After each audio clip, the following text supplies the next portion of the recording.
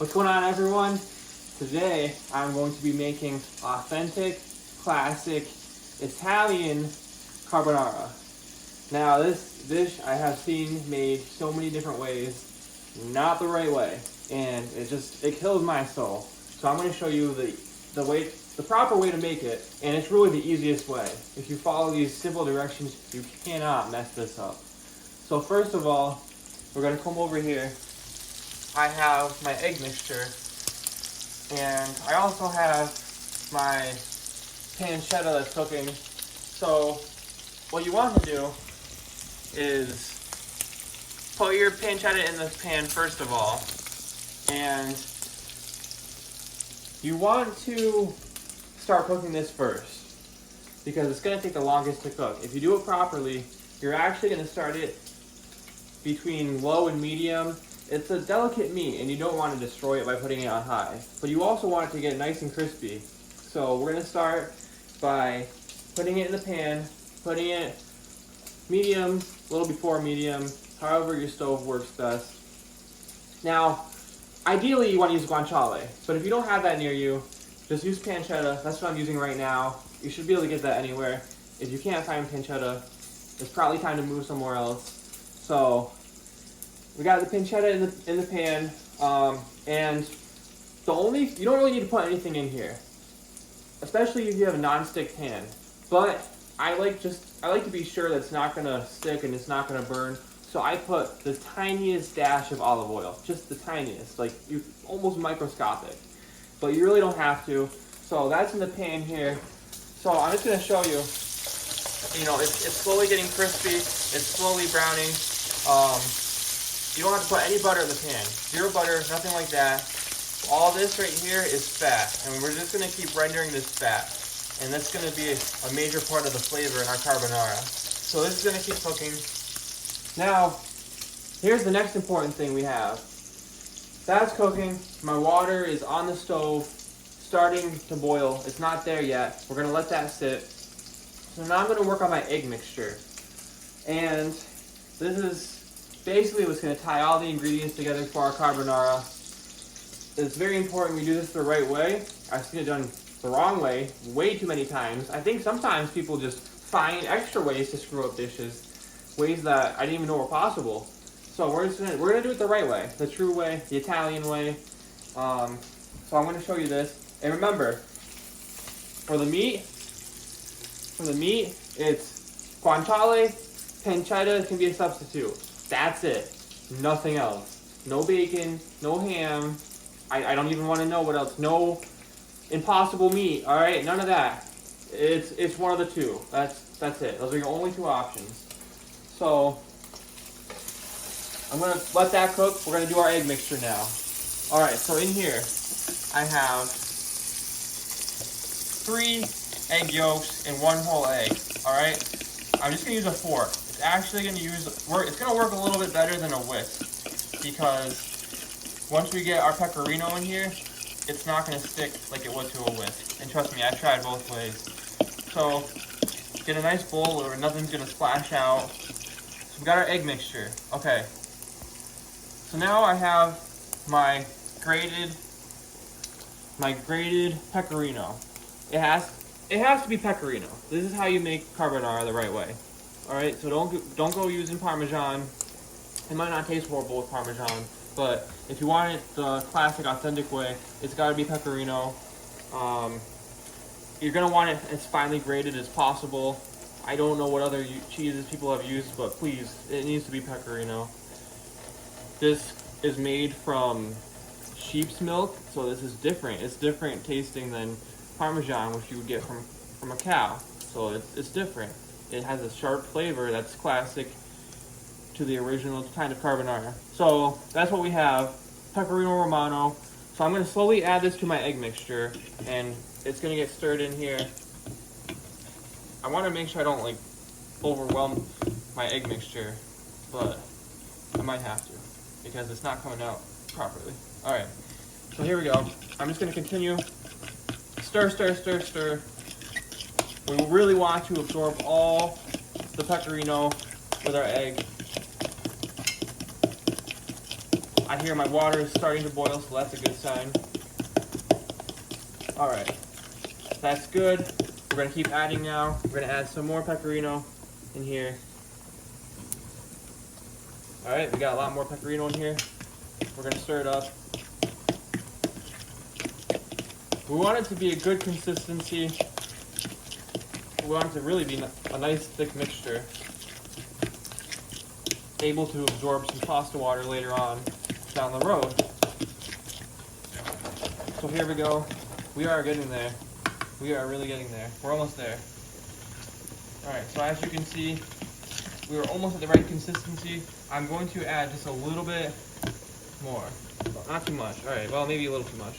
All right, so here we have the right consistency almost. Maybe a little too much came out, but that's okay. We will be fine. This part you really have to work for. It's almost like a dough mixture. I might have added just a little bit too much cheese, but it's fine. It's not going to hurt the dish one bit. It's just going to be a little thicker now. So that's okay. All right, so this is what we're at for this. Let's take a look over here at our pancetta one more time. It's getting nice and crispy. I have this on low. It is getting nice and crispy. That's almost ready. All right, now over here I have my pasta water boiling. Perfect, just the way I like it. So now comes the fun part. You don't need to put you really don't need to put any salt in your pasta water because pancetta, guanciale, super, super salty. Same thing with pecorino. It's a super salty cheese, but I love salt. So I'm going to break the rules a little bit.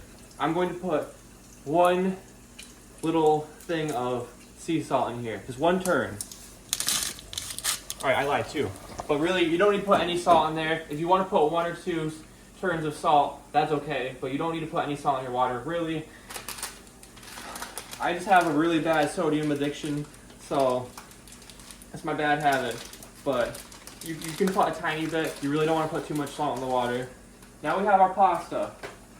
This right here, this is the kind of pasta that you want. It's not a bright yellow color. It's a nice light brown tannish color.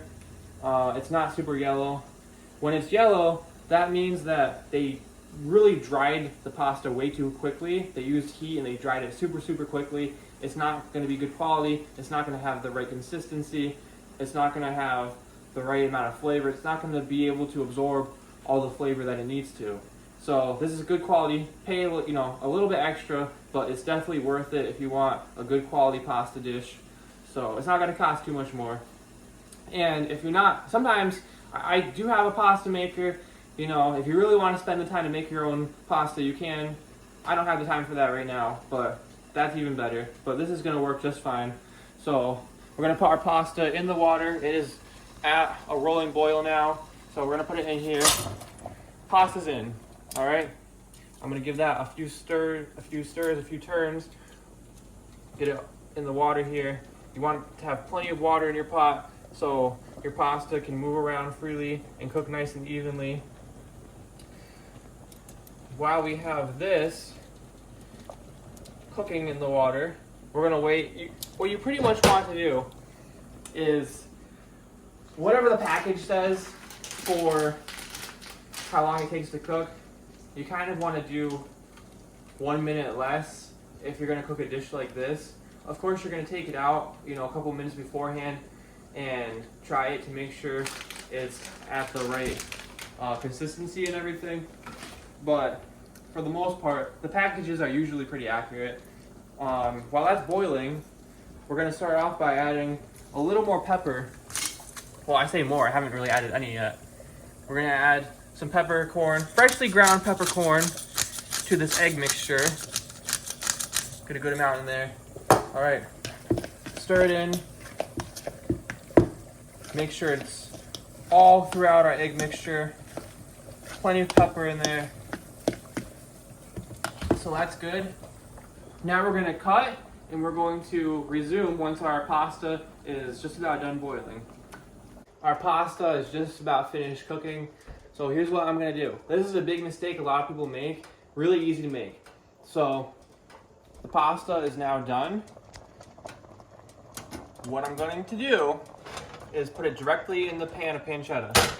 All right, so make sure you don't burn yourself, but it's going right in the pan. It's okay to get some of that pasta water in there. Why drain it, right? There's flavor in there. No point of draining it. The pasta is going right in here, directly into the pan. This is the best way to do it.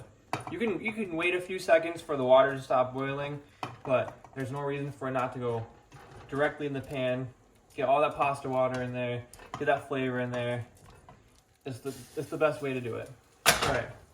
So now I got my pasta here. Get it a little bit mixed up with that pancetta. All those flavors are meshing together. Now, this is really important. I don't want the water to get too cold, because this is really, really important. We have our eggs here. Well, we have to pasteurize them so you don't get E. coli or salmonella or any of that. So now we're going to get our mixture here, because there's no cream in carbonara. There aren't any peas in carbonara. You make your own cream from eggs, pecorino, and pasta water. So here we go. Get a nice big ladle full of pasta water right into the egg mixture, and we're gonna quickly stir. Now we already combined the eggs and the pecorino ahead of time, so we're gonna stir this up. This is how you don't make scrambled eggs. If you don't do this properly, you're gonna end up with a bunch of scrambled eggs and cheese on top. That's why I mixed everything together ahead of time. We're stirring this immediately after putting the pasta water in, and we're gonna have the perfect mixture. We're just gonna add one more spoonful of pasta water, not too much. One more, well, I did a little spoonful, so now I gotta do two. There we go, look at that.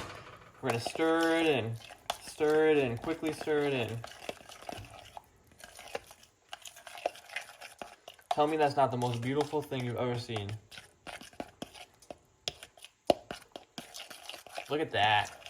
This is how you make cream for carbonara. This is how it's done. That's beautiful. Beautiful consistency, beautiful texture. And I think we might be able to get away with adding, well, no, I think we're okay. We're fine. This is gonna be the perfect consistency. So now this is going right into our pasta. It's gonna go directly into our pasta. Look at that. Now we're gonna have some leftover residue in here. So we are gonna add a little bit of more pasta water to get the rest out. And that's okay. Without getting it all over my shirt, I'm gonna try to get the rest of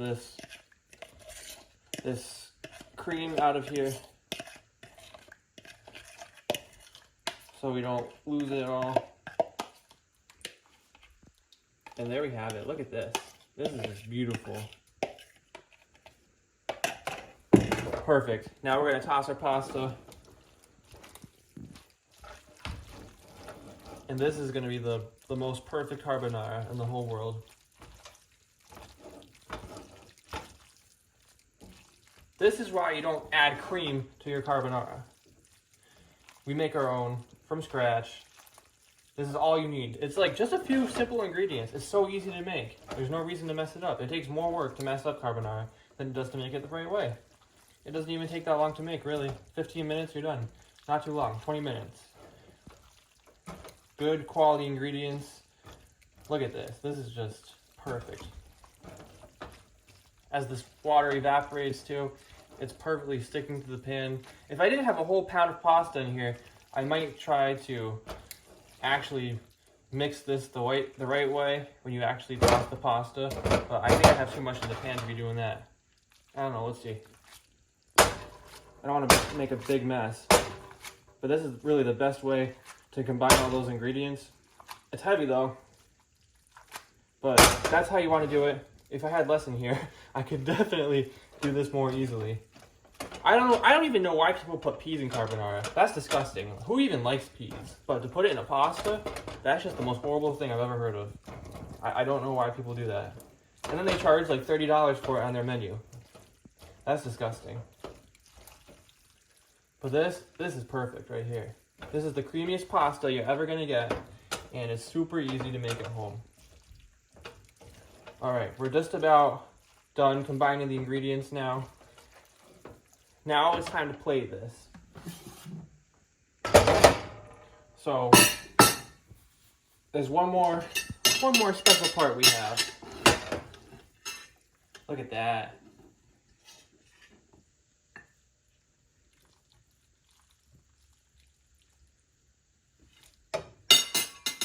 Now we have our peppercorn, freshly ground peppercorn. This is really what carbonara is all about. The word carbonara, the name of it, comes from carbon. Carbon, black, like pepper. That's where the Italians got their name carbonara. When I see people have carbonara on their menu without any pepper on it, it's like having orange juice without any oranges in there. It doesn't make sense. It's in the name. So here we go. Very generous with pepper. I love pepper. Be very generous with it. We're going to put quite a bit of pepper on here. Very noticeable. This is the authentic Italian way. If you're making it for yourself, you can put as much as you want on. But this is the classic way to make it. Loads and loads of pepper. And then we're going to finish it off with a little more pecorino cheese. And that's it. That's how you make it. That's beautiful. Let's try it out. But that's just, oh, it's so good. This is my favorite pasta in the whole world. Look at that, steaming fresh pasta. That's it, that's carbonara. Really, really simple. And it's the most flavorful thing you can do.